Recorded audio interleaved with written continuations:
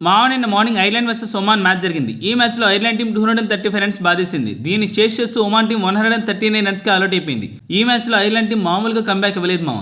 ఈ మ్యాచ్లో Ireland team batting చేస్తూ ఫస్ట్ 7.3 ఓవర్స్లో 64 రన్స్ కొట్టి 4 వికెట్స్ కోల్పోయింది. అప్పుడు వాళ్ళ ప్రొజెక్టెడ్ స్కోర్ 145 రన్స్. కట్ చేస్తే నెక్స్ట్ 12.3 ఓవర్స్లో 171 రన్స్ బాధేశారు. జస్ట్ లాస్ట్ 5 ఓవర్స్లోనే 93 రన్స్ బాధేశారు. దీనికి క్రెడిట్ మొత్తం లోర్కాన్ టక్కర్కి ఇవ్వాలి మామ. మనోడు 15 ఓవర్స్లో 94 రన్స్ బాధేశాడు. లాస్ట్లో జార్జ్ డాక్టర్ 9 బాల్స్లో 35 రన్స్ బాధేశాడు. అలా ఐర్లాండ్ టీం 96 రన్స్ తేడాతో గెలిచింది మామ. నిన్న మధ్యాహ్నం ఇంగ్లాండ్ వర్సెస్ స్కాట్లాండ్ మ్యాచ్లో ఇంగ్లాండ్ టీం 5 వికెట్స్ తేడాతో గెలిచింది. ఈ మ్యాచ్లో స్కాట్లాండ్ 152 రన్స్కి ఆల్అౌట్ అయ్యి 153 టార్గెట్ ఇంగ్లాండ్కి ఇచ్చింది. దీన్ని ఇంగ్లాండ్ టీం 18.2 ఓవర్స్లోనే చేసేసింది. మ్యాచ్లో హైయెస్ట్ రన్స్ కొట్టింది టామ్ బ్యాటన్ 63 రన్స్ కొట్టాడు. బౌలింగ్ డిపార్ట్మెంట్లో అడిల్ రషీద్ 3 వికెట్స్ తీశాడు. నిన్న evening New Zealand versus south Africa match జరిగింది. ఈ మ్యాచ్లో సౌత్ ఆఫ్రికా టీం 7 వికెట్స్ తేడాతో గెలిచింది.